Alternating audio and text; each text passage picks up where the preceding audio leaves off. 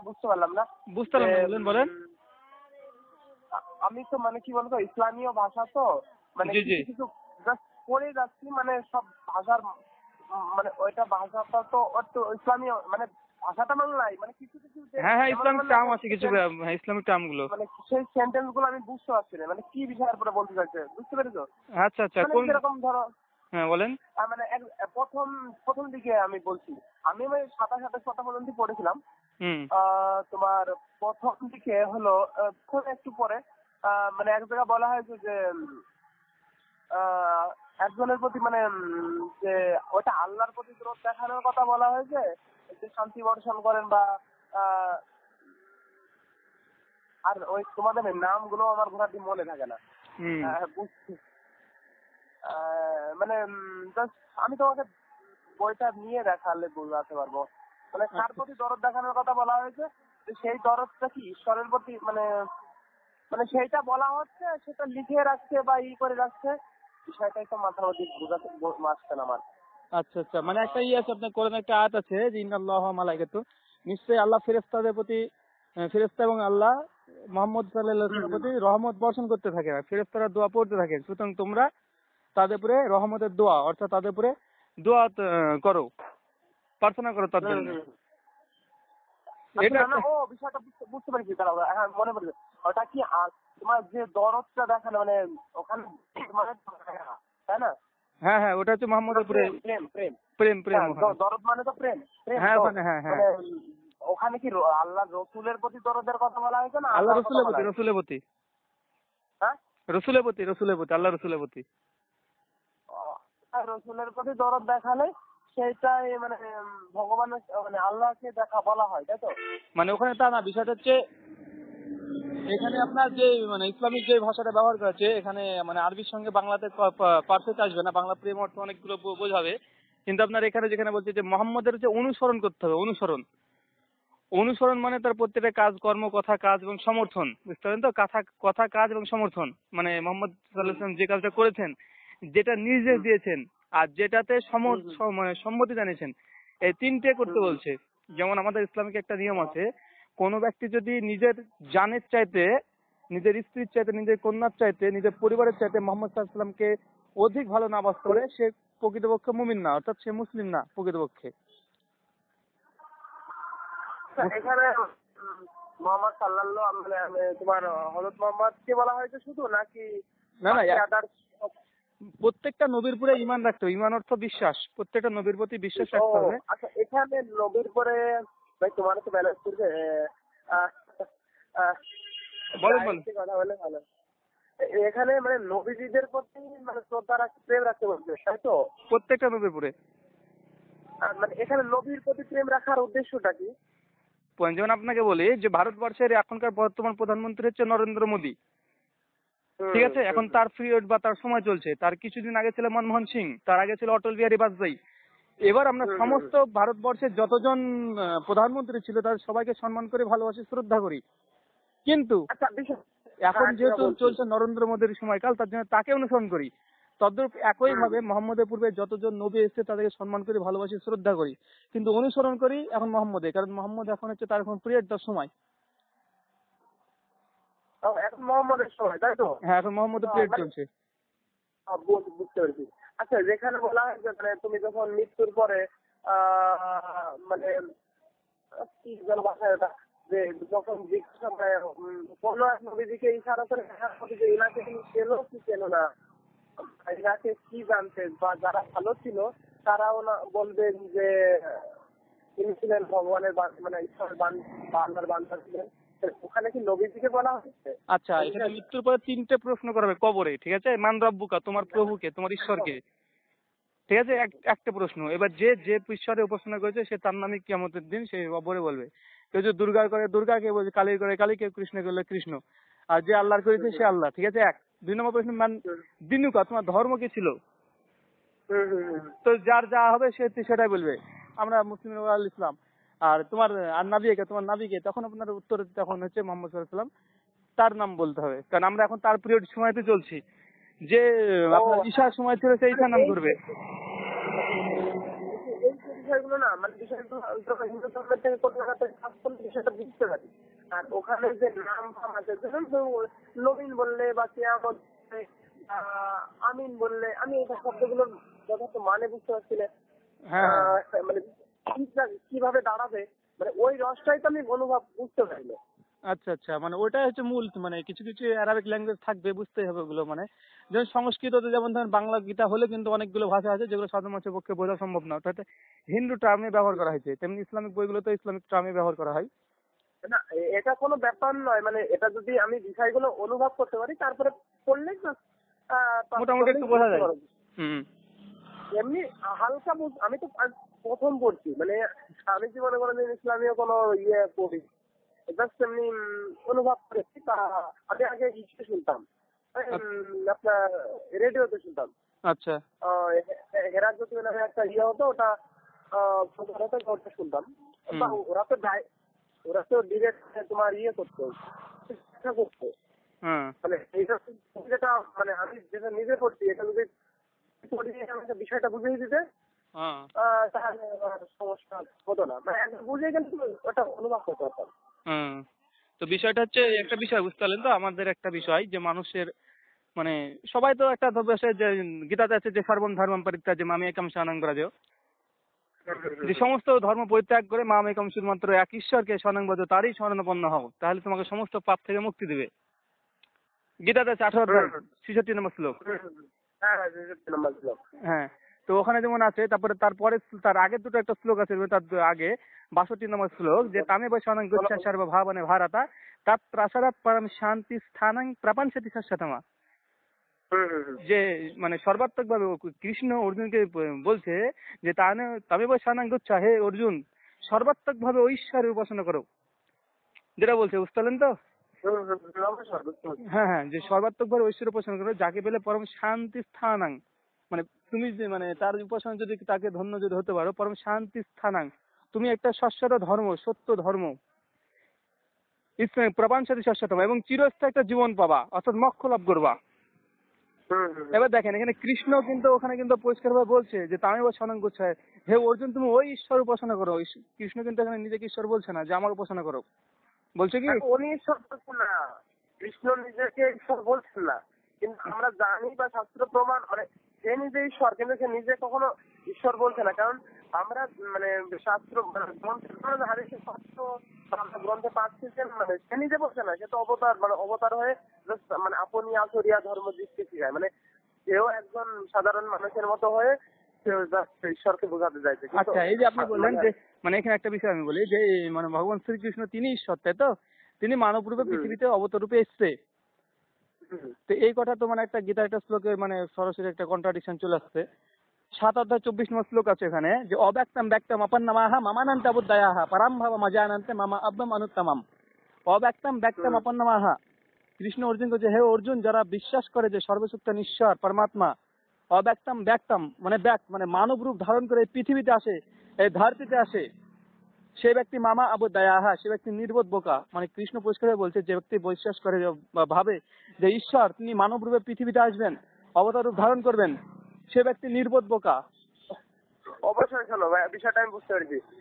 এখানে আবার করা আছে যে দেখো, নরলোক মানে ভগবান মানুষ নয়, মানে তোমার এইখানেই তোমাকে আমি বোঝাতে গেলে তুমি মানে ভাবার্থটা অন্যরকম চলে যায়।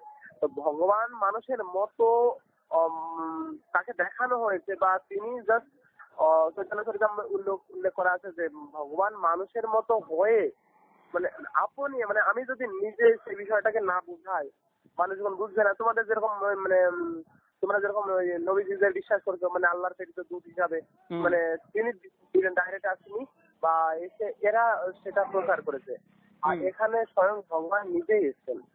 না না, ভগবান তো মানে আপনার এই যে আমি বললাম যে বিষয়টা শ্রীকৃষ্ণ পরিষ্কার গীতাতে বলছে, আর বেদেতে স্পষ্ট ভাবে আছে যে ঈশ্বর মানব রূপে পৃথিবীতে আসেন, এগুলো স্পষ্ট আছে।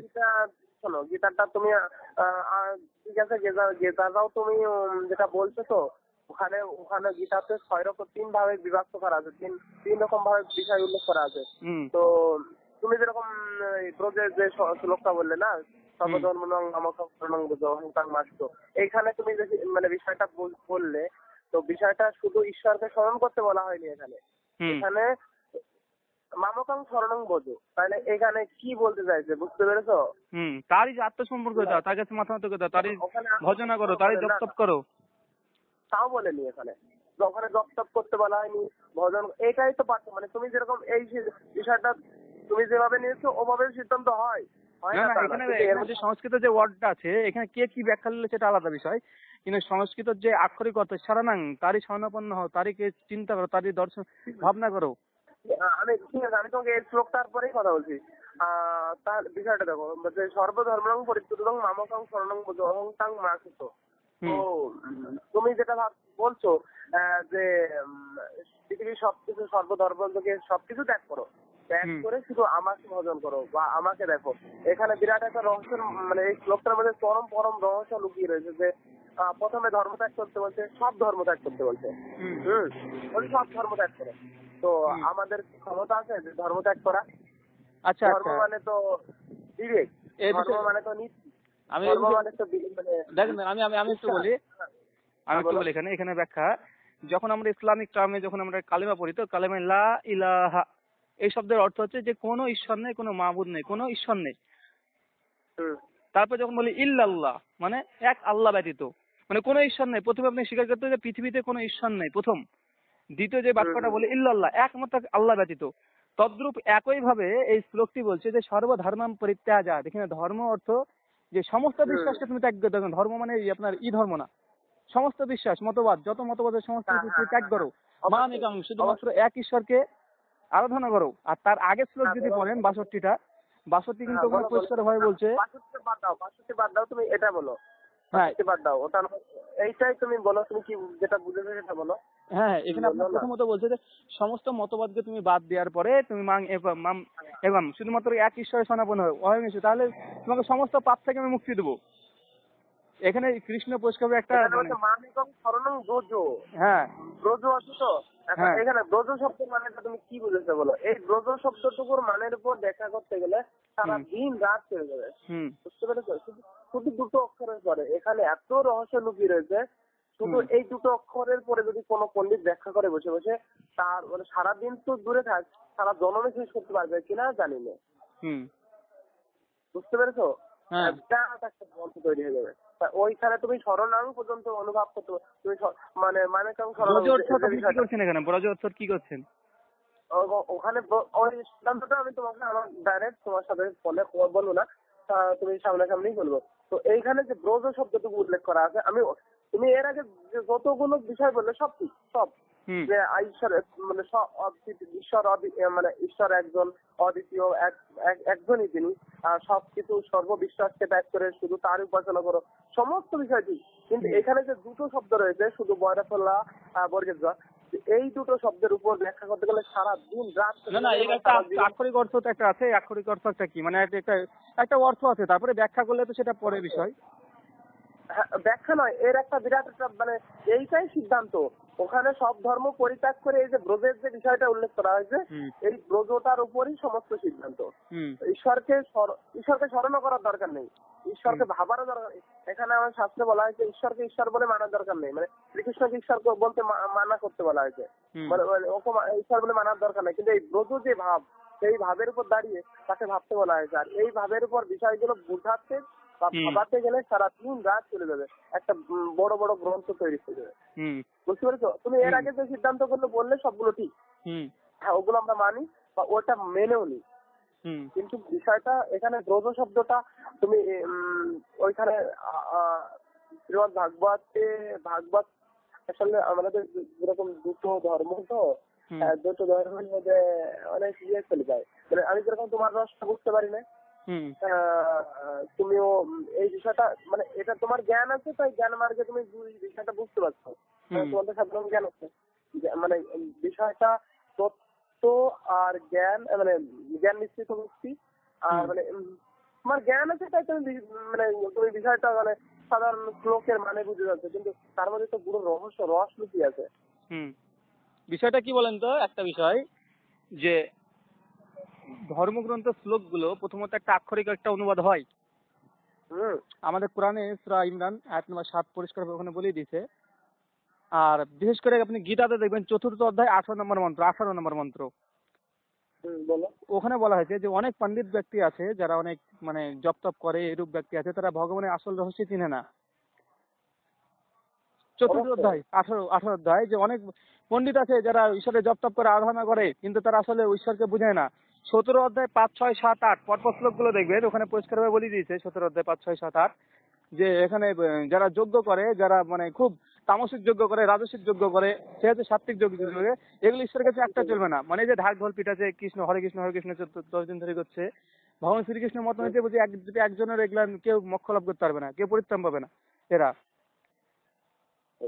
আবার এখানে দেখো, তুমি যেটা বলছো অবশ্যই মানি। এখানে হরে কৃষ্ণ যজ্ঞের কথা বলা হয়নি। না না, আমি সেটা বলছি না। এখানে দেখেন রাজসিক, তামসিক, সাত্বিক তিনটাকে ভাগ করা হয়েছে। এবার বর্তমানে যে কীর্তনগুলো হচ্ছে, এই কীর্তনগুলো আপনার রাজসিকের মধ্যে পড়ে যাচ্ছে, এই কীর্তনগুলো তো অবশ্যই তুমি যেটা বলছো, রাজসিক। আবার দেখুন এই যে আপনি কিছুদিন আগে সরস্বতী পূজা করলো, সরস্বতী পূজার যে কাণ্ড কারখানা, এটা রাজসিক। মানে আমার আপনার সাত্বিক পুজো একখানা আপাতত আপনি দেখতে পাবেন যে সাত্বিক পুজো এখন হচ্ছে না।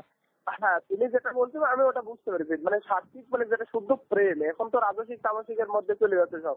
আর দেখো, ভগবানকে ভগবান যাগ যোগ্য মানে যোগী নাকি কর্মী জ্ঞানী ইহলোক দূরে পরিহরি যোগকাণ্ড কর্মকাণ্ড ইহলোক হয় বিষয়ের ভাণ্ড অমৃত বলিয়া যেজন খায় বহুগুলি কথাক্ষণ ভ্রমণ করে সে জনম অধপথ যায়। তো মানে এখানে যোগকাণ্ড কর্মকাণ্ড সব বাদ দিতে বলা হয়েছে ধর্মে। এই যজ্ঞ তপস্যা ধ্যান ব্রত এর কিছু দরকার নেই। হিন্দু ধর্মে এগুলোও দরকার নেই। শুধু বলা হয়েছে শুদ্ধ প্রেম, প্রেম ভক্তি মানে শুধু শুদ্ধ প্রেমকে মানে ভগবানের সাথে নিগড় সম্পর্ক তৈরি করো, বা তাকে সবসময় ভাবো এবং তাকে ওই যে দরদ মানে তার প্রতি নিজের পরিবার আত্মীয় স্বজন থেকেও এরা তো এরা কেউ নয়, আপন বলতে গেলে একমাত্র তিনি পরম ব্রহ্ম সনাতন। সমস্ত কিছু পরিত্যাগ করে একমাত্র তাকেই ভালোবাসো। আর এদেরকে ভালোবাসো কর্তব্য অনুসারে ভালোবাসো, কিন্তু এরা তো তোমার কেউ আপন না, আপন তো তিনি। তো তাকে তার সাথে সম্পর্ক তৈরি করার কথা বলেছে, যার যোগ্যতা অবশ্যই কোনো কিছু প্রয়োজন নাই। যেমন আপনার একটা কথা বলি, আপনার এই বিষয়ের উপরে একটা কথা, হ্যাঁ বলো। যে গীতাতে আছে 9ম অধ্যায় 24-25 নম্বর শ্লোক পর আছে 23-24-25, যে ইয়া অপি অন্য দেবতা ভক্তি যে জানন্ত শ্রদ্ধান্বিতা তে অপি মম এবং কন্তে যে জানন্ত অবাধিপূর্বকম। হে অর্জুন, ইয়া অপি অন্য দেবতা ভক্তি যে জানন্ত শ্রদ্ধান্বিতা, যারা এক ঈশ্বরকে বাদ দিয়ে, সর্বশক্তান ঈশ্বরকে বাদ দিয়ে যারা অন্য দেবতাদেরকে জপ করে, আরাধনা করে, ভক্তি যে জানন্ত শ্রদ্ধান্বিতা, ভক্তি করে শ্রদ্ধা করে, শ্রদ্ধা করে, তে অপি মমেব কন্তে যে জানন্ত অবাধিপূর্বকম, এইসব ব্যক্তিদের কোনো আরাধনা কবুল করা হবে না, তাদের গ্রহণ করা হবে না পরিষ্কার ভাবে। ওখানে দেখো অবশ্যই তুমি যেটা বলছো যে অনেক জায়গায় বলা হয় যে হ্যাঁ ওগুলো ভগবানের অংশরূপ বলা হয়েছে, কিন্তু বলা হয় শাস্ত্রে হ্যাঁ তুমি যেটা বলছো ঠিক বলছে এক ঈশ্বর ব্যতীত যদি তুমি আরো পূজারী হও তাহলে শাস্ত্রে তাকে বেশ সদৃশ্য বলা হয়েছে। হ্যাঁ, তো অবশ্যই তুমি যেটা বলছো ঠিক। আর তুমি যে মুখস্থ করে রেখেছো, আমি মুখস্থ করি না, তুমি ভালো লোকগুলো মুখস্থ করে রেখেছো। আমি গীতাটা মানে গীতাটা তো ধ্যান মার্গ গ্রন্থ। আমাদের যে সমাজে আমি থাকি, আমাদের বৈষ্ণব সমাজ বলা হয়, আমাদের গীতাটা মানে আমাদের গ্রন্থ মূল গ্রন্থ গীতা নয়। মানে গীতা আমার দরকার, কিন্তু আমার ভক্তি বৈষ্ণব সাহিত্যটা যেরকম তোমরা পড়েছো না, বৈষ্ণব সাহিত্যটা পড়েছো? চৈতন্য পড়েছি, আপনার চৈতন্য রশ্মিত পড়েছি। আমাদের গ্রন্থ ভক্তি মার্গের, বুঝতে পেরেছো, জাস্ট আলাদা। গীতা অবশ্যই আমাদের হিন্দু ধর্ম, গীতা আমাদের নীতি বাক্য জ্ঞান মার্গ গ্রন্থ, গীতা অবশ্যই প্রয়োজন। আমার তোমার মতো সেটা মুখস্থ নাই, আমি জাস্ট পড়ি অনুভব করি। তুমি সুন্দর তুমি মুখস্থ, তোমার মুখস্থ বিদ্যা ভালো, হ্যাঁ ভালো লাগে শুনতে। তো যাই হোক, বললে বুঝতে পারি। আর বিষয়টা দেখো, ওই যেখানে বলতে চেয়েছিলাম যে আত্মীয় স্বজন সমস্ত কিছুকে পরিত্যাগ করে একমাত্র আমাকে উপাসনা করো, বা মানে মানে আত্মীয় স্বজন থেকেও যতটা ভালোবাসো কিনা, ঈশ্বর তোমার মধ্যে অনেক প্রেম দিয়েছে, কিছু কমতি রাখেনি। তো তুমি যেরকম তোমার ছেলেকে ভালোবাসো, তোমার স্ত্রীকে ভালোবাসো, তোমার মেয়েকে ভালোবাসো, তা বলা হয় ওই জাতীয় যাবতীয় প্রেম, সমস্ত প্রেমকে তুমি সুন্দরভাবে সাজাও। মানে ওই যে প্রেম তো তোমার মধ্যে আছে, কিন্তু ওই প্রেমটা একটুখানি ওই প্রেমটা নিয়ে ভগবানকে অর্পণ করো। বা আর এই যে এখানে এই প্রেম, তাহলে শুধু ভগবানের প্রতি যাগযজ্ঞ লাগবে না, তপস্যা লাগবে না, তোমার কিছু লাগবে না। আর যাগগুলো যদি করতে হয় ভগবানের প্রেমের জন্য করো। কেননা বলা হয় যে সাধন করি না চাও রে বন্ধু, প্রেম কর না চাও। মানে মীরা বলছে যে সাধন যদি করতে চাও তো আগে প্রেম করো, যদি ভজন করতে চাও তো আগে প্রেম করো। তা বলা হয় যে যদি নিরামিষ খেলেই ভগবানকে পাওয়া যেত, হিন্দু ধর্মে সাধুরা নিরামিষ খায়, যদি নিরামিষ খেলেই ভগবানকে পাওয়া যেত, মাছ মাংস না খেলেই যদি ভগবানকে পাওয়া যেত, তো তাহলে ছাগল গরু এরা সবাই পেত ভগবানকে। হ্যাঁ, তো বিষয়টা আমি যে নিরামিষ, অবশ্যই নিরামিষ খেতে হবে, কেননা আমি ভগবানকে ভালোবাসি, তার প্রেমের জন্য জানি যে এই বিষয়টা অবলম্বন করলে প্রভু খুশি হন, মানে এই বিষয়টা অবলম্বন করে তিনি খুশি হন, আমি তার সুখের জন্য করছি।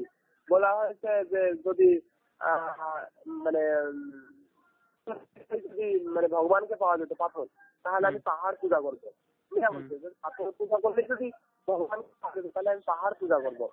তো বলা হয়েছে যে অবশ্যই আমি পাথর মূর্তি তৈরি করে ভগবানের পূজা করবো, কেননা তাকে ভালোবাসি তাই, প্রেম করি তাই করছি। বলা হয়েছে যদি স্ত্রী ছড়ছে, মানে কোনদিন যদি নারী সহবাস না করে ভগবানকে পাওয়া যেত, বা নারী মানে অনেক বিভিন্ন আছে সংস্কারের নিষেধ হবে, তা বলা হয়েছে যদি স্ত্রী ছড়কে যদি ছেড়ে দিয়ে যদি ভগবানকে পাওয়া যেত, তাহলে তো যারা মানে পূজা বলা হয়, এটাকে যেন বলে ভাষাটা বলে গেলাম, কি একটা নাম বলে, যাই হোক। তো মানে যাদের পুরুষ লিঙ্গ নাই স্ত্রীলিঙ্গ নাই, তো তারা তো তাহলে হিজড়া হিজড়া, হ্যাঁ, তো তারা তো সবসময় ভগবানকে দেখবে, তাই না? যদি লাস্টে বলা হয় যে বিনা প্রেম সে না মেলে নন্দলালা, মানে তোমার প্রত্যেক কিছুর মধ্যে প্রেম থাকার দরকার। বলতে তুলসী পূজা করলে যদি ভগবানকে পাওয়া যেত তাহলে আমি তুলসীর বাগান তৈরি করে পূজা করবো। হ্যাঁ, এখানে সিদ্ধান্ত আছে, তাই বলে কি তুলসী পূজা করবো না? অবশ্যই করতে হবে, কেননা তুলসী পূজা করলে ভগবান খুশি হয়। আর ভগবান মানে তিনি যাতে খুশি হয়, আমার সুখের জন্য না। আর বলা হয়েছে আত্ম ইন্দ্র প্রীতিবাঞ্ছা কাম তার নাম, কৃষ্ণ ইন্দ্র প্রীতিবাঞ্ছা প্রেম তার নাম। তো আমার জন্য যদি আমি মানে আমার নিজের সুখের জন্য যদি আমি মানে কাউকে যদি মানে কোনো জায়গায় চুরি ডাকাতি করেও নিয়ে আসি বা ইয়ে করি, যাই হোক এটা চলে গেল, মানে আমার নিজের জন্য যেটা করছি, মানে আমার নিজের জন্য সেটাই কাম। আর যখন বা ভগবানের উদ্দেশ্য যে কর্ম করছি সেটাই প্রেম। আমি বুঝতে পারছি বিষয়টা, যে আর বিশেষ করে মানে আমি এই বিষয়ে পুরো স্টাডি ধরেন করছি, আপনি জানেন ভালোভাবে, তাই মানে হ্যাঁ অধিকাংশ বিশেষ করে হিন্দু ধর্ম সম্পর্কে ইনশাল্লাহ যা পড়েছি, আমার মনে হয় না যে আমাদের জলঙ্গি ব্লকে এ ধরনের বই এতগুলো কার কাছে আছে। আমার কাছে শুধু গীতার অনুবাদে 19খানা আছে, গীতার তত্ত্ব আছে, গীতার রশ্মিত আছে, গীতার মানে আছে, মানে তাফসির আছে, ব্যাখ্যা, একবারে এই মোটামুটি 2000 পৃষ্ঠার গীতা, গীতা প্রেস গোরক্ষপুর থেকে ছাপা। মোটামুটি আমার কাছে গীতা 19খানের মতো শুধু বাংলা আর সংস্কৃত আর ইংলিশে আছে। এক মিনিট তুমি গোরক্ষপুরের গীতা, ওটা গোরক্ষপুরের গীতা না পড়ে গোরক্ষপুরের ব্রহ্মমার্গের ওঠা আছে গীতাগুলো। আমি গোরক্ষপুরের গীতা পড়েছি, বা গোরক্ষপুরের যে মানে যে প্রচারক অনেক, না না আমার কাছে শুধু আপনার মানে গোরক্ষপুরের না, গোরক্ষপুরের তো আমার কাছে দুটো গীতা আছে, এবং অতুল চন্দ্রের আছে, আপনার ওই রামকৃষ্ণ মিশনের আছে, রামকৃষ্ণ মিশন থেকে ছাপানো। রামকৃষ্ণ মিশনের মানে মূল বিষয় তোমার বৈষ্ণবের সিদ্ধান্তে যদি পড়ো তাহলে তুমি ইসকন থেকে গীতা নেবা। কার যথাযথ ইসকন থেকে যথাযথ আছে আমার কাছে, ওটা পড়ো। আমার কাছে আমি ওটাই আমি প্রথম পড়েছি, আপনার নীলমলার খুব মোটা বই। হ্যাঁ আমার কাছে আছে, যথাযথ আমার কাছে আছে। ওটার মানে ইসকন তো মায়াপুর ইসকন থেকে। হ্যাঁ মায়াপুর ইসকন, আর আপনার উল্টো পৃষ্ঠার ছবি দেওয়া আছে ওই লেখকের নাম কি? আমার নামটা মনে পড়ছে না, কিন্তু ছবি দেওয়া আছে, মোটা নীল কালারের কৃষ্ণর ওই ছবি দেওয়া আছে। কোন জায়গা প্রভুপাদের নাম উল্লেখ করা আছে, মানে ভক্তি বেদান্ত স্বামী প্রভুপাদ। হ্যাঁ হ্যাঁ আছে ভক্তিপাদ প্রভু এই ধরনের নাম আছে। যাই হোক, মানে আমার কাছে শুনেন, আমি বলি আমার কাছে যতগুলো বাংলা ভাষাতে গীতা আছে বেরিয়েছে, যেখান থেকে পেয়েছি সবার কাছ থেকে একখানা করে গীতা নিয়েছি, মানে আপনার যতগুলো বেরিয়েছে আজ পর্যন্ত 19খানা গীতা আমার কাছে আছে বাংলা ভাষাতে, শুধু 19খানা গীতা আমার কাছে আছে, মানে কোনোটা বাদ নাই। অবশ্যই ভালো, এটা আমি শুনে খুব মানে ভালো লাগে, তোমার ধর্ম কালচারটা ভালো লাগে। মানে তুমি দেখবা বিষয়টা হচ্ছে এই চিন্তার মধ্যে অনেক পার্থক্য পাও না খুঁজে? আমি শুনেন, আমি তো সেই কারণে কোনো ব্যাখ্যা পড়তে চাই না, এই কারণে, কারণ আমি নিজেই সংস্কৃত থেকে নিজে আমি অনুবাদ করি। কারণ অনেক অনুবাদকে ভুল করে। যেমন আপনাকে একটা অনুবাদ বলি, যে অধিকাংশ আপনার ইসে ভুল করে। যেমন আপনাকে যে আপনার ইয়া আপনার হচ্ছে চতুর্থ অধ্যায় 7-8 নম্বর মন্ত্র, ইয়াদা ইয়াদা হি ধর্মস্থ জ্ঞানাতি ভাবাতে ভারত অভ্যুত্থান ধর্মস্থ তাদের আত্মানাম সূর্যামি আহম। হ্যাঁ হ্যাঁ। এখানে এখানে মানে অনুবাদ, যখন যখন হ্যাঁ বলেন বলেন অনুবাদটা বলেন। যখন যখন মানে যখন যখন ধর্মের গ্লানি হয়, যখন অধর্ম উপস্থিত হয়, তখন আমি নিজে স্বয়ং অবতার ধারণ করে আজ পৃথিবীতে আসি এবং সাধুদেরকে রক্ষা করি আর দুষ্টের দমন করি। আর এই কারণে আমার এই যে আপনি, হ্যাঁ হ্যাঁ, আপনি যে কথাটা বললেন এখানে, এখানে অনুবাদটা ভুল। এখানে অনুবাদ একটা ভুল এখানে, যে যখন যখন পৃথিবীতে অন্য অত্যাচার পাপ ব্যবচার এইসবের মধ্যে মানুষ বৃদ্ধি করে পায়, সেই সময় স্বয়ং ঈশ্বর তিনি অবতার রূপে পৃথিবীতে আসেন। এই যে আপনি বলেন স্বয়ং ঈশ্বর অবতার রূপে পৃথিবীতে আসেন, এই অনুবাদ ভুল। কেন আমি বলি দিই আপনাকে, যে ইয়াদা ইয়াদা হি ধর্মস্থ জ্ঞানাতি ভাবাতে ভারতা, যখন পৃথিবীতে অধর্ম নেমে আসে, মানুষ অন্য অত্যাচার এইসবের মধ্যে লিপ্ত হয়ে যায়। এখানে জ্ঞানাতি ভাবাতে ভারতা, এখানে ভারতের কথা বলা আছে। অভ্যুত্থানম ধর্মস্থ তাদের আত্মানাম সৃজামি আহম, এখানে একটা শব্দ আছে যে তাদের আত্মানাম, তাদের মানে উসিবাস ওই সময়, আত্মা নাম একজন আত্মা, সৃজামি মানে সৃষ্টি করি বা প্রেরণ করি, মানে তাদের আত্মা নাম সৃজামি আহম, ওই সময় একজন আত্মা প্রেরণ করি। এখানে ঈশ্বর কিন্তু বলছে তাদের আত্মা, একজন আত্মা, একজন আত্মা অর্থ কি? ঈশ্বর না, এখানে আত্মা অর্থ মানুষ, ব্যক্তি। ঈশ্বরের জন্য গীতাতে ব্যবহার করেছে পরমাত্মা। না না, আমি বলছি, তারপরে বলছি যে তাদের আত্মা নাম সৃজামি আহম, ওই সময় একজন আত্মা, একজন ব্যক্তি, একজন দূত পাঠায়। ঈশ্বর আসে এই কথা বলা হয়নি। ঈশ্বর আসলে এখানে শব্দ হতো মাম, যেমন ওখানে বলছে মাম একাম, ওখানে মাম শব্দ ব্যবহার। এখানে বলছে তাদের আত্মা নাম সূর্যামি আহম, ওই সময় একজন ব্যক্তিকে পাঠায়, একজন মানুষকে পাঠায়, একজন দূতকে পাঠায় কি করতে? পরিত্রাণায় সাধুনাং, সাধুদের রক্ষা করতে, বিনাশাতে দুষ্কৃতম, আর রাক্ষসদের ধ্বংস করতে, দুষ্কৃতীদের ধ্বংস করতে, ধর্মের সঙ্গে স্থাপনায়, আর ধর্মকে যথাযথভাবে প্রতিষ্ঠিত করতে, সম্ভাবনী যুগে যুগে। ঈশ্বর প্রত্যেক যুগে একজন ব্যক্তি পাঠায়, নটে ঈশ্বর, ঈশ্বর আসে না। ঈশ্বর একজন আত্মা পাঠায়, আত্মা মানে মানুষ, আর পরমাত্মা মানে ঈশ্বর। কিন্তু এখানে আছে তাদের আত্মা নাম, তাদের আত্মা নাম, তাদের আত্মা, তাদের আত্মা। ওই সময় একজন আত্মা পাঠায়, একজন মানুষ পাঠায়, একজন দূত পাঠায়, ঈশ্বর আসে না। এখানে প্রত্যেকটা অনুবাদ, বেশিরভাগ অনুবাদ এখানে আপনার বলে ঈশ্বর প্রত্যেক যুগে আছে, কিন্তু অনুবাদ ভুল। আর কোরআনের সঙ্গে একই কথা বলা হয়েছে এই কথায়, ঠিক আছে? শোনা না হলে আছে 36 নম্বর আয়াত, যে লাকাদ বাসনা ফি কুল্লি উম্মাতি রাসূলান আন ইবুদুল্লাহ ওয়াজতানিবুত তাগুত। পৃথিবীতে যখন অন্য অত্যাচার শুরু হয়ে যায়, সেই সময় ঈশ্বর একজন নবী পাঠান। কেন? ওই মানে বিষয়টা এরকম, মানে ওখানে যেটা বিষয়টা, তো ওখানে ভগবানের সে ভিডিওটা আসতে পারে, বা ওখানে যে তোমাদের যেরকম ভগবান নবী পাঠাতে কথা বলা হয়েছে, তো এখানে ভগবানের অবতার ধারণের কথা বলা না না, ভগবান অবতার ধারণ করে না বলছে না তো এখানে, বুঝে তাদের আত্মা সৃজামি মানে কি? সৃষ্টি করি। আমি বলি এক মিনিট, যে এখানে বলছে তাদের আত্মা নাম সৃজামি আহম, সৃজামি মানে কি? সৃষ্টি করি। তো এখানে যদি আমি অনুবাদ করি যে সেই সময় ঈশ্বর একজন অবতার সৃষ্টি করেন, সৃষ্টি করার কোন ঈশ্বরকে কোন সৃষ্টি করা হয়? ঈশ্বরকে তো সৃষ্টি করা হবে না। তাদের আত্মা নাম, সেই সময় একজন মানুষ সৃষ্টি করে ঈশ্বর। বিষয়টা কি বলা হয়েছে, মানে বিষয়টা মানে তুমি যেটা বলছো আমি বুঝতে পেরেছি। মানে ভগবান যখন আসলে তুমি যেটা ওভাবে সিদ্ধান্ত নেওয়া যাবে, তুমি যেভাবে নিশ্চয়ভাবে নেওয়া, না না, এটা আক্ষরিক অর্থ। আপনাকে আমি তার জন্য একটা ভেঙে দিলাম, একটা ভেঙে দেখা দিলাম এই কারণে, কারণ অনুবাদটা ভুল। তাদের আত্মা, এখানে অনুবাদটা পত্রিকা ভুল করে, যে তাদের আত্মা নাম সৃজামি আহম, তাদের ওই সময় আত্মা, একজন ব্যক্তি, একজন মানুষ, সৃজামি মানে সৃষ্টি করি, আহম মানে আমি। ওই সময় একজন ব্যক্তি সৃষ্টি করি আমি। ঈশ্বর একটা ব্যক্তিকে সৃষ্টি করে, অর্থাৎ প্রেরণ করে, পৃথিবীতে পাঠাই কি করতে? এই সাধুদেরকে রক্ষা করতে, আর শত্রু ধ্বংস করতে পাঠাই, ধর্মকে যথাযথ প্রতিষ্ঠা করতে পাঠাই, আর প্রত্যেক যুগেই পাঠাই। যেমন ভাবে আমরা মুসলিমরা বিশ্বাস করি আল্লাহ 1,24,000 নবী রাসূল প্রত্যেক যুগেই পাঠিয়েছে, একইভাবে গীতাতে ওই শ্লোকটা আছে। কিন্তু এখানে গীতাতে আপনারা যেটা অনুবাদ করছেন বা ব্যাখ্যা করছেন যে ঈশ্বর আসেন না। আর যদি আমরা এই শ্লোক থেকে যদি ঈশ্বর আসেন ধরে নিই, তাহলে আপনার 7 অধ্যায় 24 নম্বর শ্লোকের সঙ্গে কন্ট্রাডিকশন, মানে ওখানে পরস্পর বিরোধী হয়ে যাবে। অব্যক্তম অপন্নমাহা, যে ব্যক্তি ঈশ্বরকে বিশ্বাস করে, যে মানব রূপে পৃথিবীতে ধারণ করে, কৃষ্ণ বলছে মামা অবুদ্দায়াহা, সে ব্যক্তি হচ্ছে নির্বোধ একটি বোকা। না, ওখানে তুমি যেভাবে নিচ্ছ, ভগবানকে মানুষ কখনোই ভাবতে বলা হয়নি। না না, ওখানে আপনি যে অনুবাদটা করছেন এটা ভুল। মানে আপনি যে ব্যাখ্যাটা করলেন তো, অব্যক্তম ব্যক্তম আপন নামাহা, যে ব্যক্তি বিশ্বাস করে যে ঈশ্বর ব্যক্ত রূপে অর্থাৎ মানব রূপ ধারণ করা, ব্যক্ত মানে কি মানব রূপ ধারণ করা, এখানে মানব রূপ ধারণ করা বিশ্বাস করার কথা বলেন, এখানে বিশ্বাসের সংস্কৃত শব্দটা নাই, ওটা ও নতুন ভাবে অ্যাড করেছে। না না না না। হুম।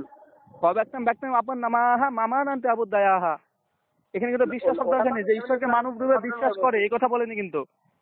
হুম। সংস্কৃততে কিন্তু এই অনুবাদ হচ্ছে না যে ঈশ্বরকে মানব রূপে বিশ্বাস করে এই কথা বলেনি। যে ব্যক্তি ঈশ্বর ভাবে যে ঈশ্বর মানব রূপ ধারণ করে, এখানে ধারণ করার কথা বলা হয়েছে, বিশ্বাস করার কথা বলা হয়নি। আর এখানে অনুবাদ যখন করছে তখন তো দিচ্ছে বিশ্বাস করে, যে মানুষের মতন বিশ্বাস করে সে ব্যক্তি মামাবুদ্ধ হয়, তা না। এখানে অনুবাদ হচ্ছে যে ব্যক্তি সবসময় ঈশ্বরকে ভাবে যে মানব রূপ ধারণ করে পৃথিবীতে এসছে, প্রেরণ হয়েছে, সে ব্যক্তিকে বলছে মামা আবু দায়া, হ্যাঁ সে ব্যক্তি নির্বোধ বোকা। এখানে আপনি সংস্কৃত একটু যদি মানে একটু ভালো করে বুঝতেন তাহলে একটু মানে আরো বেশি বুঝতে পারবেন। অব্যক্তম ব্যক্তম দুটো শব্দ ব্যবহার করা হয়েছে।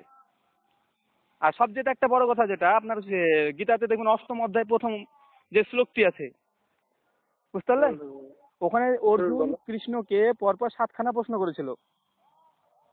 তার মধ্যে প্রথম প্রশ্ন যেটা ছিল Kim তাৎ Brahma Kim আধ্যাত্মা Kim Karma পুরুষোত্তমা আদিভূতম চ কিম প্রত্যম আদিদেবং চিমুচ্যতে, যে হে কৃষ্ণ কিম তাৎ ব্রহ্মা, ঈশ্বরকে পরমাত্মাকে সৃষ্টিকর্তাকে সরাসরি প্রশ্ন করছে অর্জুন কৃষ্ণকে, যে ঈশ্বরকে পরমাত্মাকে।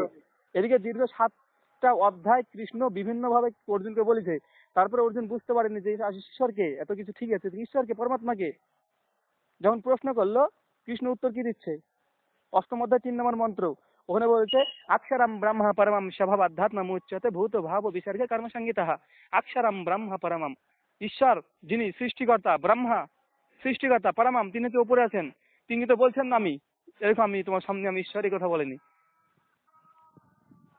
গীতা থেকে অনেকগুলো শ্লোক থেকে প্রমাণ করা যায় যে শ্রীকৃষ্ণ নিজেকে ঈশ্বর বলেনি, তিনি অন্য ঈশ্বরের কথা বলেছেন। যেমন 17 অধ্যায় 4 আছে, কোন গ্রন্থে মানে ওই বিষয়টা তো মানে কোন জায়গায় শ্রীকৃষ্ণ কোন চৈতন্য চরিতামৃত সাক্ষাৎ স্বয়ং মহাপ্রভু তিনিও কোন জায়গায় বলছেন না, তিনিও বলছেন না যে আমি না আমি সেখানে বলছি, আমি আপনাকে আরেকটা শ্লোক দিলে আপনি বুঝতে পারবেন বেশ ভালোভাবে।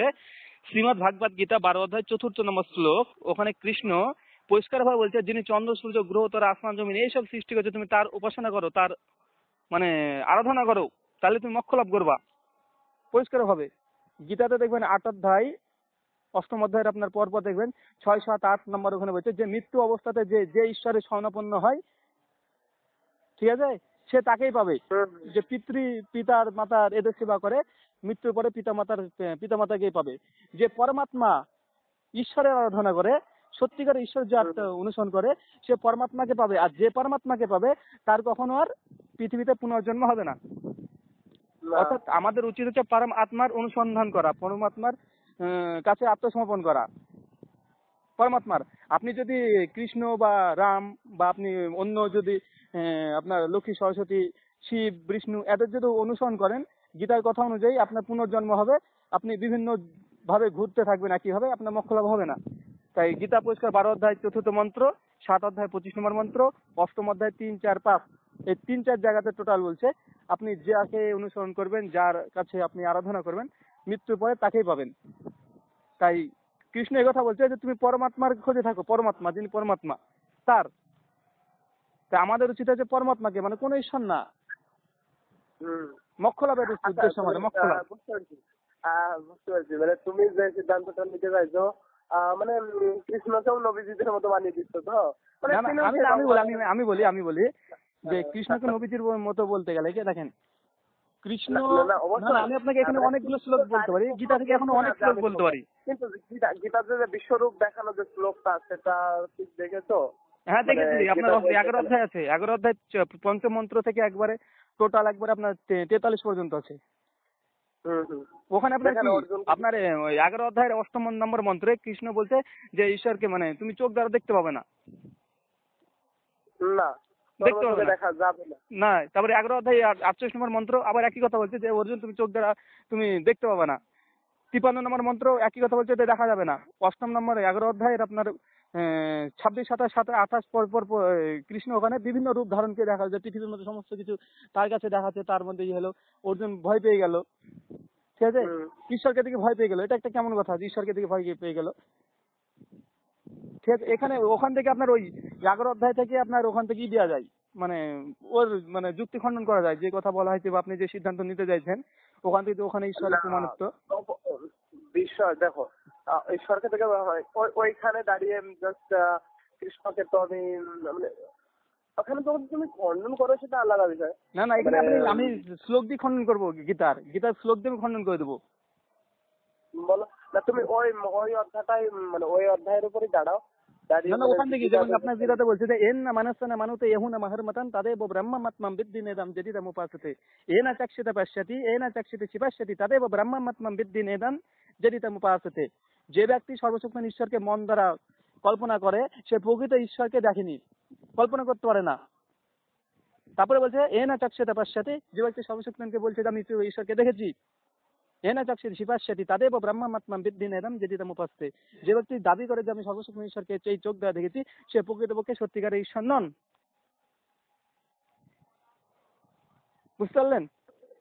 তো ঈশ্বরকে যিনি সত্যিকারের ঈশ্বর হবে, দেখো একমাত্র ভগবানকে দেখতে গেলে তো দিব্য নয়ন লাগে, এই চোখে দেখা কর্ম চোখে দেখা না না, এখানে আমি একটা বলছি, আপনি এখান থেকে মানে পৃথিবীর জমিনে দাঁড়িয়ে মানে বিশেষ করে পৃথিবীতে দাঁড়িয়ে থেকে আপনি ঈশ্বরকে দেখতে পাবেন অসম্ভব। আর আপনাকে সে দৈব চোখ দিবে না। আর অর্জুনকে যদি ওই গীতার ওই কথা অনুযায়ী যদি আমি ধরে নিই যে অর্জুনকে দৈব চোখ দিয়েছিল, তাহলে আমরা বলবো যে বলতে পারি এখানে যে কৃষ্ণ এখানে তাহলে আমাদের পুরে অবিচার করছেন, কারণ ওকে দৈব চোখ দিয়েছেন তার জন্য ঈশ্বর ভক্তি সাধারণভাবে করতে পারে, কিন্তু যারা মদ মাতাল তারা ঈশ্বরকে দেখেনি তার জন্য করছে না, তাদের দোষ কি? না এখানে অর্জুন অর্জুন তো মানে অর্জুন মানে কি বলবো তোমাদের কাছে জানি না।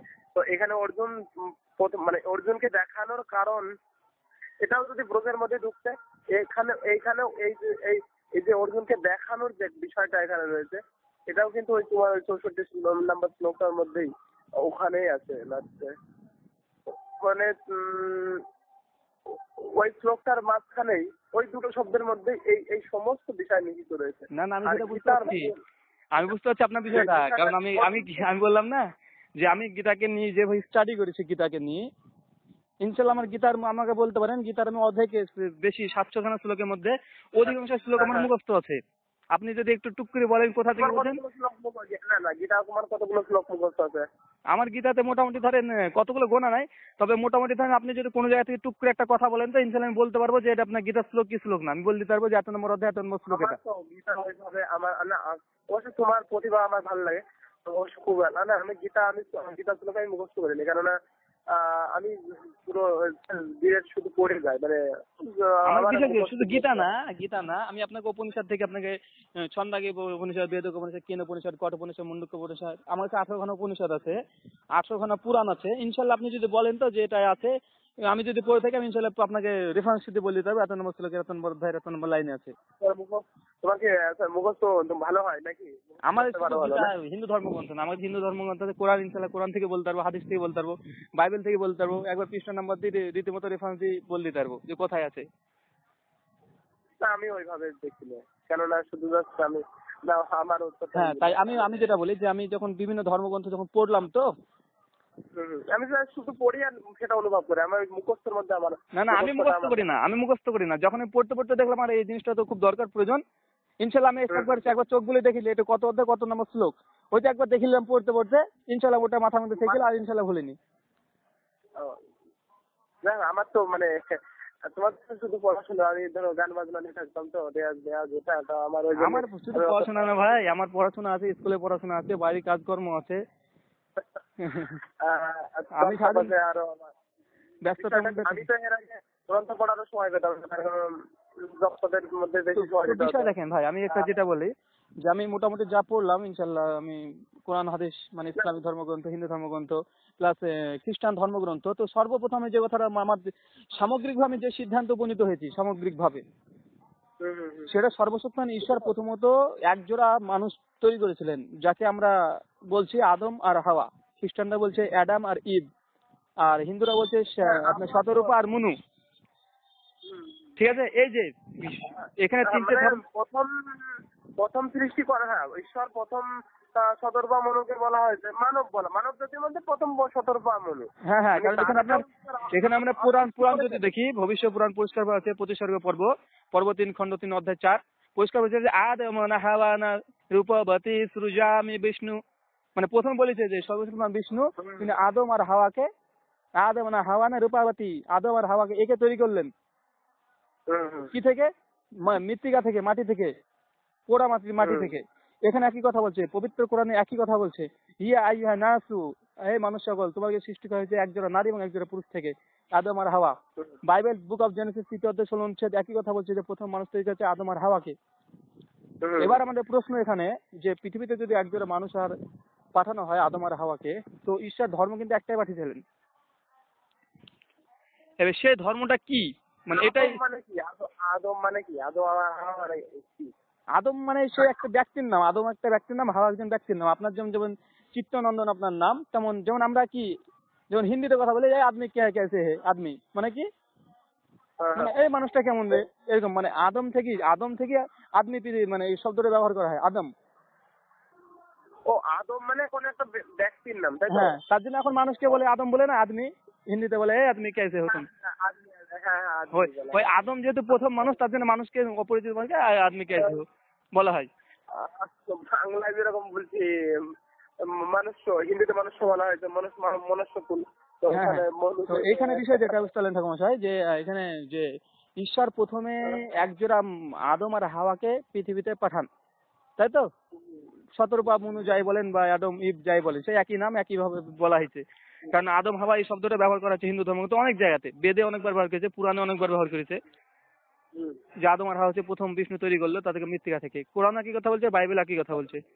এবার আমার প্রশ্ন এখানে যেটা, যে তাহলে ঈশ্বর কিন্তু ধর্ম একটাই পাঠিয়েছিল, সে ধর্ম কি ধর্ম হতে পারে? হিন্দু হতে পারে, ইসলাম হতে পারে, মুসলিম হতে পারে, খ্রিস্টান, বৌদ্ধইজম, জৈনইজম, শিখিজম, পারসিইজম, আরো ধর্ম আছে। এবার আমাদের যে সত্য, যে কৃষ্ণ 12 অধ্যায় 4 শ্লোকে যেমন বললো যে সত্য ঈশ্বরকে খুঁজতে হবে, জ্ঞানীরা খুঁজবে, অন্য কেউ খুঁজবে না, জ্ঞানীরা খুঁজবে যে সত্যিকার ঈশ্বর কে।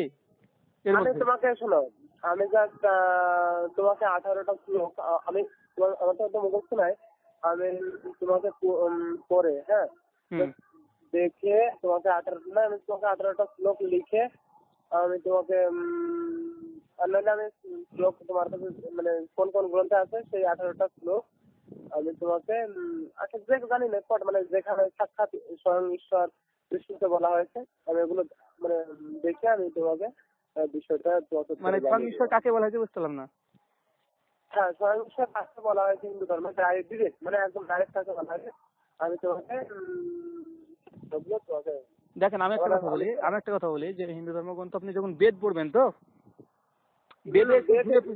বেদে ঘুরে ফিরে একটি কথা বলা হচ্ছে, এখানে কৃষ্ণ তত্ত্ব নাই। না বেদে কৃষ্ণ তত্ত্ব আছে। আমি একটা কথা বলি, বেদে কৃষ্ণ তত্ত্ব নাই এই কারণে, দেখবেন শ্রীমদ ভাগবত গীতা 10ম অধ্যায় 31, 32, 33 পরপর শ্লোকে বলছে, কৃষ্ণ বলছে যে আমি যজুর্বেদ, ঋগ্বেদ মানে সমস্ত চতুর্বেদ আমি জানি। এবার দেখেন, কৃষ্ণ কিন্তু বেদের কথা উল্লেখ করেছে গীতাতেই, তাই বেদকে কোনোভাবে ছেড়ে দেওয়া যাবে না। না শোনো, এখানে মানে এখানে যে ইয়েটা বেদে কৃষ্ণ তত্ত্ব আছে, কিন্তু বেদে আরেকটা বিষয় যে বেদে, মানে আমি যেটা বলছি যে হিন্দু ধর্মের সিদ্ধান্ত নেওয়া খুবই কঠিন, কারণ যখন আপনি বেদ পড়বেন, যেমন আর্য সমাজ যারা আছে, আর্য সমাজ তারা কিন্তু গীতা মিতা এইসব কিছু বিশ্বাস করে না। আর্য সমাজ যারা আছে তারা গীতা মিতাতে কিছু বিশ্বাস করে না, পুরাণ মুরাণ এইসব বৈবত্য পুরাণ এইসব কিছু বিশ্বাস করে না, শুধু বেদে বিশ্বাস করে। যেমন স্বামী দয়ানন্দ সরস্বতী ছিলেন। আমি দেখো, আমি জানি হিন্দু ধর্ম প্রচন্ড জটিল একটা ধর্ম, হ্যাঁ, তো মানে এর কোনো শেষও নাই, আর এর সিদ্ধান্ত বহু রকম আছে। আচ্ছা, আমি একটা কথা বলি যে আপনি বললেন যে আপনার হিন্দু ধর্ম অনেকগুলো জটিলতা আছে, এর মানে সিদ্ধান্ত শেষ নেই। আর পবিত্র কোরআন এমন ভাবে কথা বলছে যে ঈশ্বর ধর্ম যেটাকে পাঠিয়েছে সেটা হচ্ছে সোজা সরল, নিষ্কলুষ, নির্ভেজাল, নিষ্কলুষ বলতে বিল বাইয়াতি না জবুর, হচ্ছে সুস্পষ্ট পথ। কিন্তু যারা দেখবে যারা দেখা চোখ দিয়ে দেখবে, যারা সত্যি মানে নিরপেক্ষ দৃষ্টিভঙ্গি নিয়ে দেখবে যে কোনটা সত্য আর কোনটা বাতিল মানে ভুল, মানুষরা বুঝতে পারবে এখানে মধ্যে বিল বাইয়াতি না জবুর, সুস্পষ্ট একটি পথ, হাদা সিরাতুল মুস্তাকিম, আর এটাই মানুষের জন্য সোজা স্বর্গের পথ।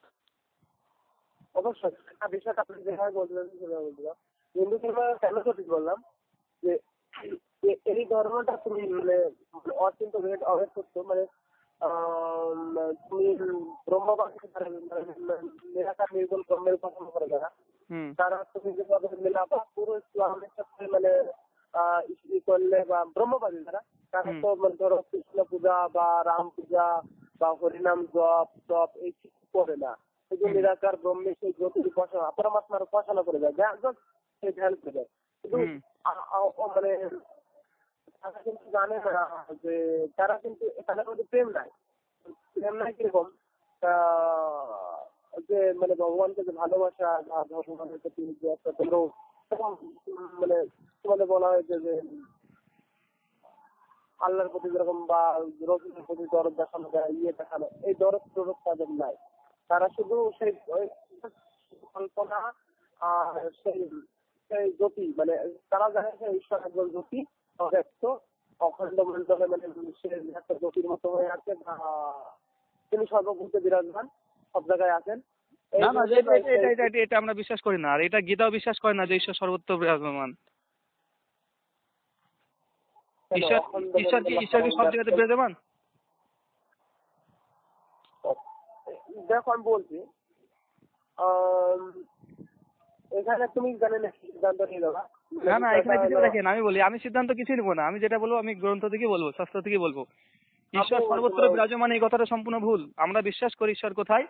গীতা অষ্টম অধ্যায় তৃতীয় মন্ত্র বলছে অক্ষরম ব্রহ্ম পরমম, ঈশ্বর সর্ব উপরে আছে। আর আপনার উপনিষদে পরিষ্কার ভাবে আছে, শ্বেতা সূত্র উপনিষদ, কেন উপনিষদ, কট উপনিষদ, চতুর্থ অধ্যায় 16 মন্ত্র, যে না চন্দ্র সূর্য এই স্বর্গ 7 আসমানে পুরে, 7টা স্বর্গের পুরে ঈশ্বর সেখানে আছে।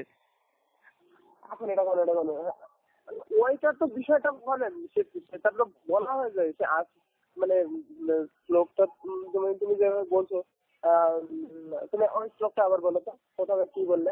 কোনটা কোনটা?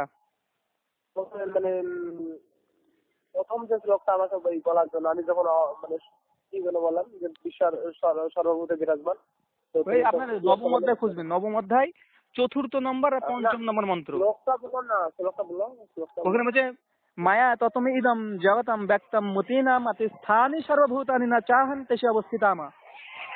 পরিষ্কার বলছে মায়া ততমি ইদম সর্বম জগতম ব্যক্তম মতিনা সর্বভূতানি ন চা মতি স্থানি সর্বভূতানি, না আমি কোনো জায়গায় নাই, ভূতানি কোনো ভূতের মধ্যে নাই, কোনো মানুষের মধ্যে বিরাজ নাই, না চাহন তে যদিও চাই তাও আমরা ওর ভিতর নাই। তিনি পরিষ্কার নবম অধ্যায় 4-5 নম্বর মধ্যে যে আমি এই সমগ্র পৃথিবীকে আমি দর্শন করি, কিন্তু আমি কোনো বস্তুর মধ্যে নেই এবং কোনো বস্তু আমার মধ্যে নেই। নচা মতিস্থানে ভূতানি পশ্চিমে জগমেশ্বরম, এই সমগ্র জগতের মধ্যে কোনো জায়গাতে নেই, আমি কোনো ভূত প্রেতের মধ্যে, আমি কোনো মানুষের মধ্যে নেই। পরিষ্কার মন্ত্র, একবার স্পষ্ট। হ্যাঁ সিদ্ধান্ত তো ওটাই মানে যে তুমি যেটা বলতে চাইছো যে আমার বিষয়টা মানে ভগবানকে তিনি যেরকম মানে আমরা বিষয়টা কি বলা হয় যে ভগবান আমি অল টোটাল বিশ্বকে ঈশ্বর বলা হয়, মানে আমি কেন বলতে চাইছি তুমি যেটা বলছো ঈশ্বর উপরে আছে বা এরকম তো দেখেন আমি বলি, এখানে সিদ্ধান্তটা কোরআনের সিদ্ধান্ত এবং মানে গীতার সিদ্ধান্ত যেটা আমি দিই, কোরআনের সিদ্ধান্ত, কোরআন বলতে সূরা তাহাতে আছে, বুঝলেন তো? ভগবান উপরে আছে যেরকম সপ্তস্বর্গ বা এই মানে সাতটা ইয়ে আছে ঈশ্বর আছে তার উপরে না না, সেটাই আমি যেটা বলছি যে ঈশ্বর যে স্বর্গলোকে আছে, সেই আপনারা একটু যদি বিবেক দিয়ে ভাবা যায় দেখা যায়। স্বর্গেশ্বর নয়, তার উপরে আরো দেবী লোক, বিষ্ণু লোক বা হ্যাঁ ওটা স্বর্গলোকের তো স্তর এক আধখানা, ওটা স্বর্গলোকের স্তর। ওটা স্বর্গের কোন স্থান নয়, স্বর্গ সম্পূর্ণই আলাদা। স্বর্গ যারা ভালো পূর্ণ করে তারা স্বর্গে যায়। এবার যারা আপনি এই কথা যখন বললেন তো, যারা পুণ্য করে তারা স্বর্গে যায়, যারা পাপ করে তারা মানে আপনার নরকে যায়, তো তাহলে আবার পুনর্জন্মের দরকার কোনো কিছু প্রয়োজন হয় না। যারা যায় তারা তাদের পুনর্জন্ম হয় না না, আমি বলি যে আমি এখানে অন্যায় করলাম, পাপ করলাম, মানুষকে খুন করলাম, রাহাজানি করলাম, এবার আমি তো খারাপ কাজ করলাম, এবার আমি কি নরকে যাবো না আবার কুকুর ছাগল ভেড়া হয়ে জন্মাবো? কি বললা? আমি ধরেন এখন মানুষকে খুন করলাম, অন্যায় করলাম, অনেক খারাপ কাজ করলাম, পৃথিবীতে যত রকমের খারাপ কাজ আছে, এবার আমি যখন মৃত্যুবরণ করবো সেই সময় কি আমি পৃথিবীতে কি কুকুর ছাগল ভেড়া রূপে জন্মগ্রহণ করবো না আমি নরকে যাবো? বিষয়টা দেখো, হিন্দু ধর্মে যেরকম বলা হয়েছে যে ঈশ্বরের স্মরণ মাত্র, মানে সেখানে বলা হয়েছে যে কি জানো একবার কৃষ্ণ মানে যত পাপ করে তাকে সেই শব্দ নাই তত পাপ করে, তো ঈশ্বরকে স্মরণ করা মাত্রই সে সমস্ত পাপ রাশি থেকে বিমুক্ত হয়ে যায়, সে সে মুক্ত হয়। আর আগে যা করেছি পরবর্তীতে যদি সে ভালো হয়ে যায়, তা আগে যেটা হয়ে গেছে গেছে তার জন্য ক্ষমা হয়। কিন্তু যে ঈশ্বরকেও স্মরণ করবো, পাপও করে দেবো, ঠাকুমশাই বিষয়টা দেখেন, এই কথাটা কিন্তু গীতা একটা শ্লোকের বিরোধী চলে গেল। বলো। 2য় অধ্যায় 27-28 নম্বর মন্ত্র, ওখানে কৃষ্ণ পরিষ্কার হয়ে বলছে অর্জুনকে, যুদ্ধক্ষেত্রে যখন পরামর্শ দিচ্ছিল, বারবার উৎসাহিত করছিল, সেই সময় বলছে যে অর্জুন তুমি কার জন্য দুঃখ করছো? এটা সৃষ্টির পুরে অপ্রকট ছিল, মানে কোনো দেহধারী ছিল না। সৃষ্টির পূর্বে মানে তার আগে কোনো জন্ম ছিল না, ও অপ্রকট ছিল। সৃষ্টির পরেও অপ্রকট হবে, মানে ধ্বংসের পরে তারা, মৃত্যুর পরে তারা অপ্রকট হবে, মানে কোনো দেহধারী থাকবে না। মাঝখানে এই দেহধারী অর্থাৎ প্রকট অর্থাৎ ব্যক্ত রূপে, তাদের জন্য তুমি দুঃখ কিসের, কান্না কিসের? এক এবং 9ম অধ্যায় 7-8 নম্বর মন্ত্র, এখানে কিন্তু পরিষ্কার ভাবে বলে দিয়েছে যে মানে আপনার মানে মৃত্যু হওয়ার পরে কোনো পুনর্জন্ম নাই। আচ্ছা ভাই, বলি তাহলে তুমি যেটা বললে যে যারা দেহধারী, তারা তো দেহ ধারণ করেছে, বা আত্মা তো। ব্যাখ্যাটা এখানে সুন্দর ব্যাখ্যা, যে আমি রাহুল কিন্তু ছিলাম না, আগে কোনো শরীর আমার ছিল না, মৃত্যুর পরে আমার কোনো শরীর আর থাকবে না, তখন শুধু আত্মা থাকবে। আত্মাই থাকবে। হ্যাঁ, কিন্তু এই যে আপনার একটা যে সিদ্ধান্ত একটা আসছেন যে রাহুল মৃত্যুর পরে যদি অন্যায় করে, পাপ করে, ব্যবচার করে, কুকুর ছাগল ভেড়া হবে, তার মানে পরিষ্কার কৃষ্ণ বলছে না কোনো রকম ওর কিছু হবে না। আর আপনার 9ম অধ্যায় 7-8 নম্বর মন্ত্র, যে কাল্পাক্ষে পুনঃস্থানী কাল্পোদবি সৃজামি আহম, সমগ্র পৃথিবীকে যখন ধ্বংস করে দেবো, কাল্পাক্ষে পুনঃস্থানী, তাকে নতুন করে আবার সৃষ্টি করে, পুনর্জন্ম বলা হয়নি, পুনঃস্থানী কাল্পোদবি সৃজামি আহম, সৃজামি মানে আবার নতুন ভাবে সৃষ্টি করবো। কিন্তু ঈশ্বর কিন্তু এখানে পুনর্জন্মের কথা বলছে না, যে ঈশ্বর আবার আমাদেরকে নতুন ভাবে পুনর্জন্ম গরু ছাগল ভেড়াকে পাঠাবে, এসব না। যে কাল্পাক্ষে পুনঃস্থানী কাল্পোদবি সৃজামি আহম, আবার নতুন করে সমস্ত কিছুকে তৈরি করবো, পুনঃস্থানী তৈরি করবো, সৃজামি আহম সৃষ্টি করবো। কিন্তু এখানে পুনর্জন্মটা কিন্তু এখানে মানে গীতা থেকে প্রমাণিত না যে আপনার মানুষের মৃত্যু পরে আসে। কিন্তু মৃত্যু পরে যে জন্ম, স্বর্গ নরকের কথা গীতাতে অনেক জায়গায় আছে। 13 অধ্যায় আছে, 13 অধ্যায়ের 11 আছে, 13 অধ্যায়ের 11 নম্বর শ্লোক, 22 নম্বর শ্লোক, 32 নম্বর শ্লোক, 42 নম্বর শ্লোক, অনেক জায়গাতে আছে যে স্বর্গ নরক, স্বর্গ নরক, স্বর্গ নরক। তাই আমি বলছি যে মানে ধর্মগ্রন্থ মানুষ পড়ছে, আর এখানে গীতার 4র্থ অধ্যায় 8 নম্বর শ্লোকে পরিষ্কার ভাবে বলে দিয়েছে যে অনেক পণ্ডিত আছে তারা ঈশ্বরের উপাসনা করবে, কিন্তু তারা আসল তত্ত্ব বুঝবে না।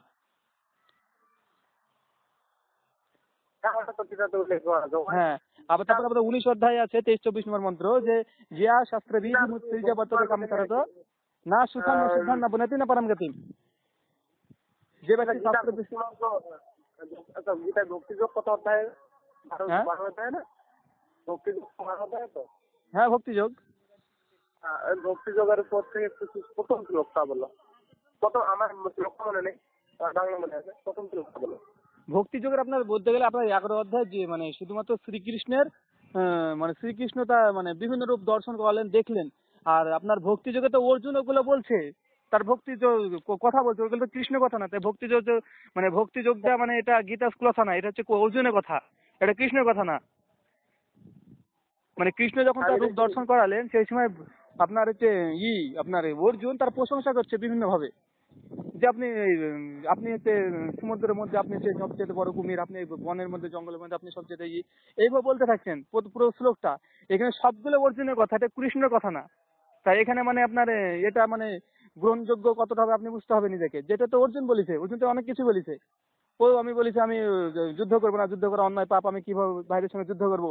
কিন্তু এইখান থেকে তো মানে গীতার কথা, এটা তো না। অর্জুনকে মানে অর্জুন বাংলা বলছি না, আমারও তোমার মতো মুখস্থ করলি গীতা মানে ভালো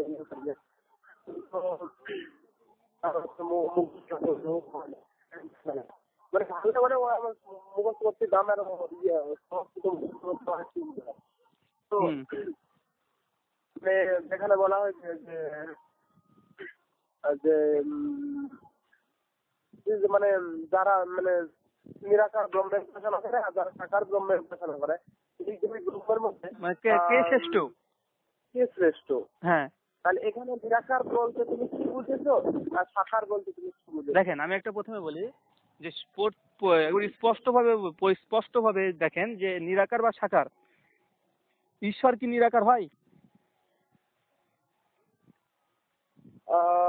ঈশ্বর নিরাকার হবেন কেন? না, ঈশ্বর নিরাকার না, ঈশ্বর সাকার। আমরা কিন্তু ঈশ্বর, আমরা মুসলিমরা কিন্তু ঈশ্বরকে নিরাকারে বিশ্বাস করি না।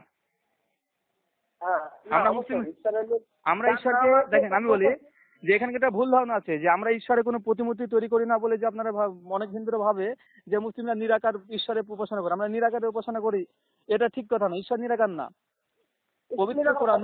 পবিত্র কোরআনে অসংখ্য আয়াত আছে যেগুলো উদ্ধৃতি আছে, যেখানে আল্লাহর চোখের কথা বলেছে, হাতের কথা বলা হয়েছে, তার সিংহাসনের কথা বলা হয়েছে, তার পায়ের কথা বলা হয়েছে, সমস্ত কিছু আছে। তবে আমরা কি করি, পবিত্র কোরআন সূরা নাহাল 74 নম্বর আয়াতে বলছে, আল্লাহ সুবহানাহু ওয়া তাআলা বলছে যে ফালা তাদরিবু লিল্লাহি আমসাল, তোমরা আমার কোনো প্রতিমূর্তি তৈরি করো না, কোনো প্রতিমূর্তি, কোনো মূর্তি তোমরা উপাসনা করো না।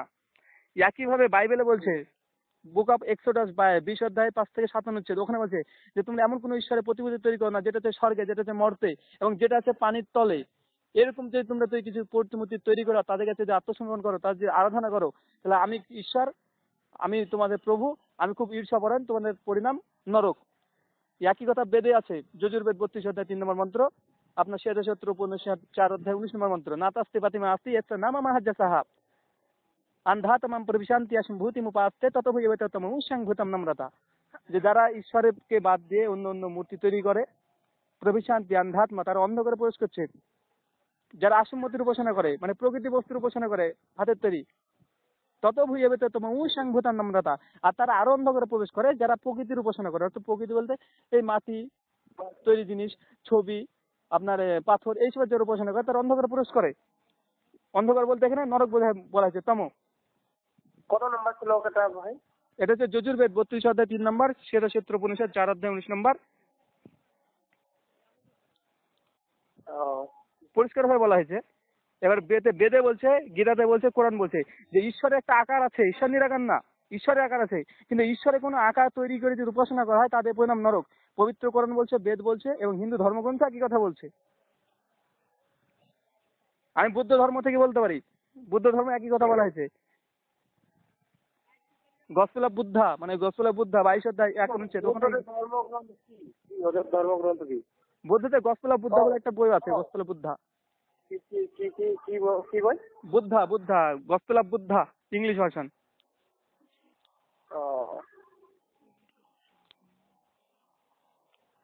বুঝতে পারলেন? আর আমি যেখানে বলছি যে আমি আপনাকে বললাম যে আমি সার্বিকভাবে যে সিদ্ধান্ত যে ঈশ্বর নিরাকার, এই কথা সম্পূর্ণ ভিন্ন। ঈশ্বরের পৃথিবীতে কোনো বস্তুই নিরাকার না। আর যে নিরাকার সে কোনো কি নিরাকার বলে কিছু আছে? নিরাকার বলতে গেলে শুধু একটা জিনিস আছে, ঘোড়ার ডিম। মানে ঘোড়ার ডিম কোনো আকার নাই, মানে অত নাই পৃথিবীতে, ঠিক আছে? তো নিরাকার বলে ঈশ্বর না, ঈশ্বর একটা আকার আছে। কোরআন বলছে লাইসা কামিসলি শাইউন ওয়া হুয়া সামিউল বাসির, তোমরা ঈশ্বরের সমতুল্য, তার সাদৃশ্য কোনো কিছু নেই, তিনি সবকিছু দেখেন, সবকিছু শুনেন। ওয়ালাম ইয়াকুল্লাহু কুফুয়ান আহাদ, তাহার সমতুল্য কোনো কিছু নেই, ঠিক আছে? বিভিন্ন জায়গাতে একই ভাবে আল্লাহ বলেছে যে ঈশ্বরের একটা আকার আছে। কিয়ামতের দিনে আমাদেরকে একটা হাদিস আছে, আমাদের মুহাম্মদ সাল্লাল্লাহু আলাইহি ওয়াসাল্লাম বলেছেন, সহিহ বুখারীর হাদিস 806 নম্বর হাদিস, আল্লাহ রাসূল মুহাম্মদ সাল্লাল্লাহু আলাইহি ওয়াসাল্লাম বলেছে, কিছু তার সঙ্গী বন্ধুরা এসে প্রশ্ন করছে যে আচ্ছা আল্লাহ রাসূল, আমরা কি ঈশ্বরকে দেখতে পাবো? প্রশ্ন করছে। তো তখন তাদেরকে পাল্টা মুহাম্মদ সাল্লাল্লাহু আলাইহি ওয়াসাল্লাম প্রশ্ন করছে, দিনের বেলাতে যখন চন্দ্র থাকে, সূর্য থাকে, আকাশে কোনো মেঘ থাকে না, সূর্যকে দেখতে তোমার কোনো সমস্যা হয়? তার বন্ধুরা সঙ্গীরা বলছে না, আমাদের তো কোনো সমস্যা হয় না।